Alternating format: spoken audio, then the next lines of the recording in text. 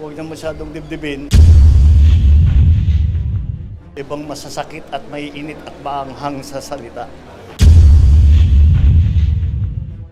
May nakita hindi magandang sinabi tungkol sa akin.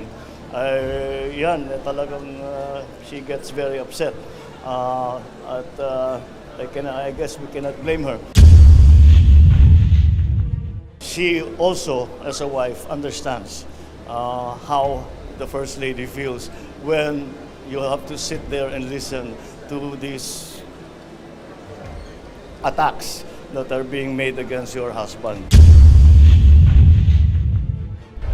Radyo Pilipinas Lucena, sir, ano po ang tugon ng pamahalang nasyonal sa power outages po sa Occidental Mindoro?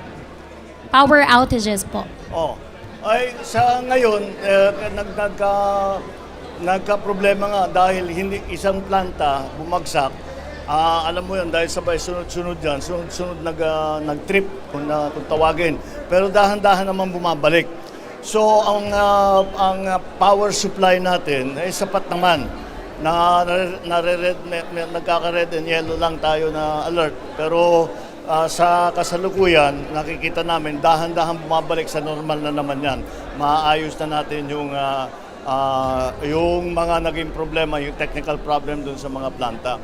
At maraming nakikita ko sa news, baka meron daw na nagsabotahe. Pinag-aralan din namin yan, wala naman. Talagang mabigat lang talaga ang load, hindi kinaya tsaka nagka-technical problem, may pyesa ro na kailangan paltan. Kaya yun ang ginagawa ngayon, binabalik na dahan-dahan. So far naman, meron konting yung mga iba nag-power outage, pero pagka naayos natin ito, pagka naayos natin yung mga nag-trip na power plant at saka mga substation, babalik na naman tayo sa dati. Okay. Magandang hapon po. Good afternoon. Marami po kayong tinitingnang paraan para sigurado na stable ang supply ng kuryente rito, yung mag-tap ng mga probinsya malalakas ang kuryente, solar energy. Alin po rito, Mr. President, ang pinakamabilis at how soon will it happen? Ang pinakamabilis, solar.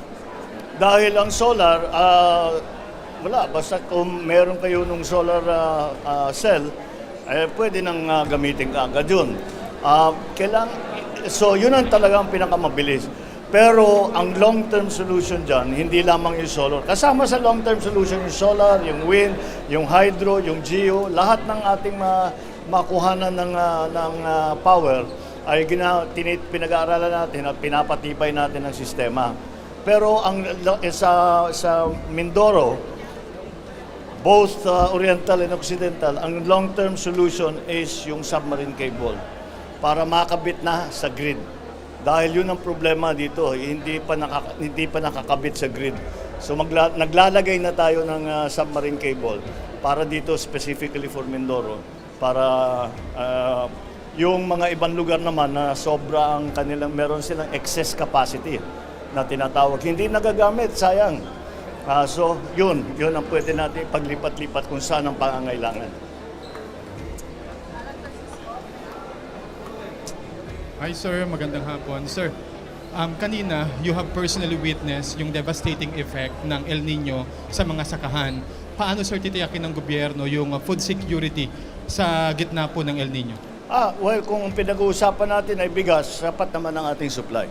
Hindi kailangan mag-alala ang tao. Yung mga area, sa katotohanan, yung mga area na may patubig, tumaas pa yung ating naging ani, yung tons per hectare natin. Pero siyempre marami pa, kagaya rito, siguro mga 50% lamang ang irrigated. So yung iba talagang nahirapan.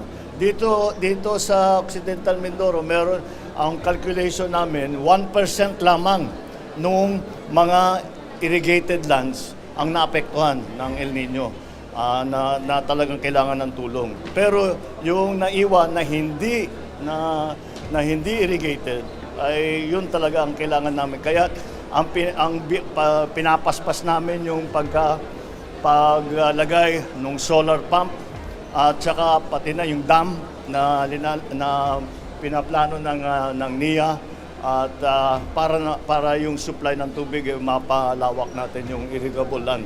Kasi basta't irrigated, kahit na may ganito, kahit na may El Nino, pwede pa rin. Pwede pa rin. Tapos marami tayong binibigay, marami tayong dinadala na post-harvest facilities para imbis na ginigiling pa yung palay, malayo pang dinadala, kung saan pa dinadala. Kaya dito nang gagawin para menos sa gastos, menos sa mas malaki ang kikitain ng farmer. Thank you, sir. Thank you. Hello. Mariboy Sibino po from RFN Mindoro. Hello. Ang problema po namin, Mr. President, yung kuryente po masyadong mahal po. Dahil naka-emergency power supply po kami ngayon, meron po ba chance na mas mapabilis yung pag-release po ng power supply agreement para makabalik po kami sa dating presyo? Yun ang kasi nasa gitna tayo ng negotiation ng ERC tungkol diyan sa presyuhan ng kuryente. Pag natapos yun, then special case naman kasi talagang Mindoro dahil sa power, decades old problem na yun. Kaya pagka natapos yun, malaman na namin kung paano pwedeng gawin dito, baka makapagbigay ng subsidy para ng ERC, baka makapag-approve ng subsidy para sa Mindoro provinces. Okay? Hi, President. I'm here, sir. There you are. Yes. Sir, how do you feel about the sentiments of First Lady Liza Marcos over Vice President Sara Duterte? Will it affect your working relationship with the Vice President and also your reaction to suggestions that it's timely that she be replaced in the cabinet? Why? I don't see the reason behind that. But, well, first of all, my first reaction is what a lucky husband I am. That I have a wife na very protective sa akin na kahit na may nakita hindi magandang sinabi tungkol sa akin. Talagang she gets very upset. I guess we cannot blame her. It will not affect our working relationship with the Vice President, Secretary of Education. I think that she also, as a wife, understands how the First Lady feels when you have to sit there and listen to these attacks that are being made against your husband. But mag-uusap kami ni VP Sara, kami ni Inday Sara, mag-uusap kami na tungkol dyan. Para huwag na masyadong dibdibin at yung hindi naman siya ang mga nagsabi tungkol sa kung ano-ano.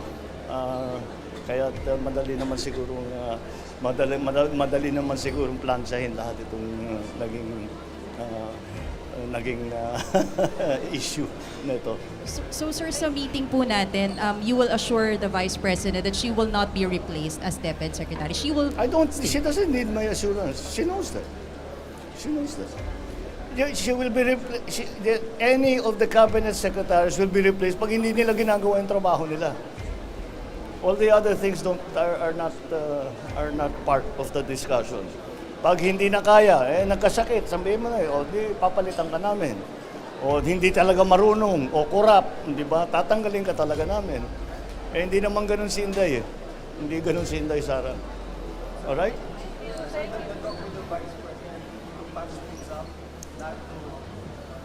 I don't think we need to patch anything up. I think she understands, as I said, as a wife herself, she understands the sentiments of the First Lady. And our conversation will be precisely that, to say that, I am sure you understand how she feels because alam ninyo, ang First Lady hindi sanay sa politika yan eh. Kami manhid na kami dyan sa mga insulto, kung ano-anong personal na insulto, policy, lahat. Manhid. Hindi siya galing sa political family. Kaya siguro, she still has to learn na magpalampas ng konti ng mga ibang masasakit at may init at maanghang sa salita.